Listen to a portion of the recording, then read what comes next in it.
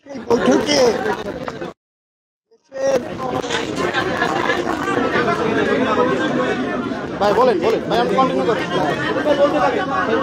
দেশের সর্বশেষ পরিস্থিতি নিয়ে কিছু আলোচনা হয়েছে।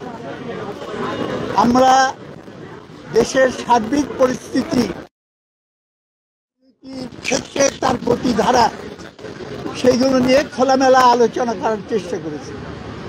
অল্প সময়ের ভেতরে আমরা এই কথা বলেছি যে পরিস্থিতির দিকে আমাদের খুব ভালো করে নজর রাখতে হবে। দেশের ভেতরে এবং বাইরে নানান রকম মাধ্যমে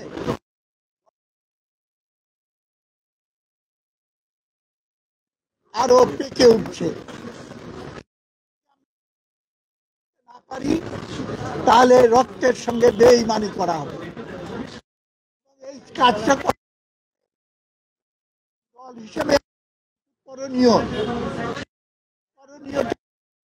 আমরা যেমন নিজেদের উপরে সরকারের উচিত হবে এই সহযোগিতা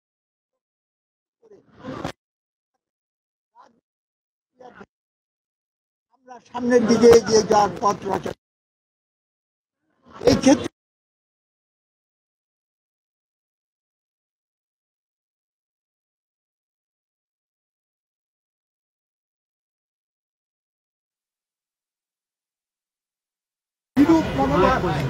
বিরাজ করে এবং সেই পরিস্থিতিতে এটাও আমরা ভাবার জন্য বলি যে আমরা রাজনৈতিক দলগুলো একত্রিত হয়ে এরশাদের পতনের পর যেরকম নাকি আমরা আচরণ বিধি তৈরি করেছিলাম, সমস্ত রাজনৈতিক দল তারা মিলে একটা আচরণ বিধি তৈরি করে জনগণের কাছে তারা দিতে পারে এবং সেই উদ্যোগ নেওয়া উচিত হতে পারে, যেখানে আমরা বলে দেব যে রাজনীতির ক্ষেত্রে এই কাজগুলো আমরা আর করব না এবং যাতে না করা হয় সেটা দেখব এবং রাজনীতিটাকে একটা সুস্থ ধারায় ফিরিয়ে আনার জন্য।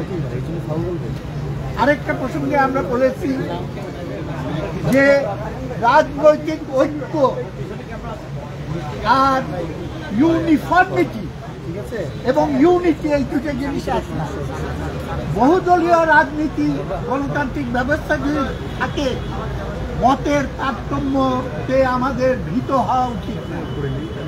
মতের তারতম্য থাকবে, সেটাকে এনকারেজ করা উচিত, কিন্তু কোনটা কার্যকরী হবে সেটা নির্ধারণ করার দায়িত্ব হলো জনগণ এবং জনগণকে সঠিকভাবে তার মতামত যাতে প্রতিফলিত হয় সেই জন্য প্রতিনিধি নির্বাচনটা অবাধ এবং সুষ্ঠু হতে হবে। আমাদের ভেতরে নির্বাচন এবং সংস্কার এই দুইটার ভেতরে আন্তঃসম্পর্ক নিয়েও কথা হয়। আমরা এই অভিমত ব্যক্ত করেছি যে সংস্কার ভিত্তিকভাবে অর্থবহ করতে হলে জনগণের অংশগ্রহণ নিশ্চিত করতে হবে এবং জনগণের মতামত নিয়ে সেটা করতে হবে। আমি বা আমরা যতই তাত্ত্বিক কাগজপত্র লিখি না কেন, জনগণের অংশগ্রহণ ছাড়া কায়েমি স্বার্থবাদীদের ষড়যন্ত্র এবং প্ল্যান নস্যাৎ করে আমরা কোনো কিছুই বাস্তবায়ন করতে পারব। সেই কারণে জনগণের অংশগ্রহণ এবং মতামত নেওয়ার জন্য যে পদ্ধতি অনুসরণ করা উচিত সেইটা হলো অবাধ নিরপেক্ষ নির্বাচন এবং অবাধ নিরপেক্ষ নির্বাচনের জন্য যেইগুলো সংস্কার দরকার সেটা করে নিয়ে আমরা যদি জনগণের অংশগ্রহণে এই সংস্কার কাজে নিয়ে যাই সেটাই হবে সার্থক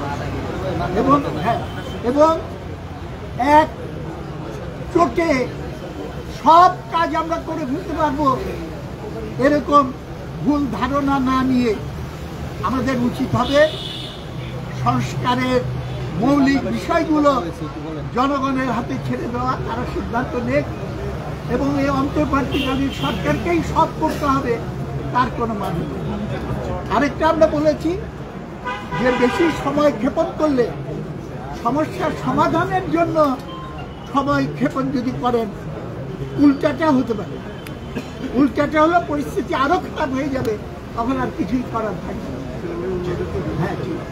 এই আমি বলছি এখানে আমরা ছিলাম, অন্যান্য নেতৃবৃন্দ আছে, তারা আপনাদের কাছে বলতে আলোচনা, গণতন্ত্র মঞ্চের তারা সবাই আছে, আমাদের বামপন্থী বাম জোট তারা আসে নাই, সামনে তাদের সঙ্গে বৈঠক হবে।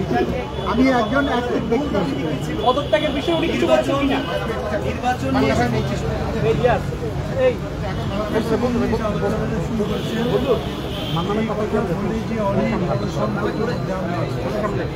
এই সংকট বৈজ্ঞানিক প্রধানত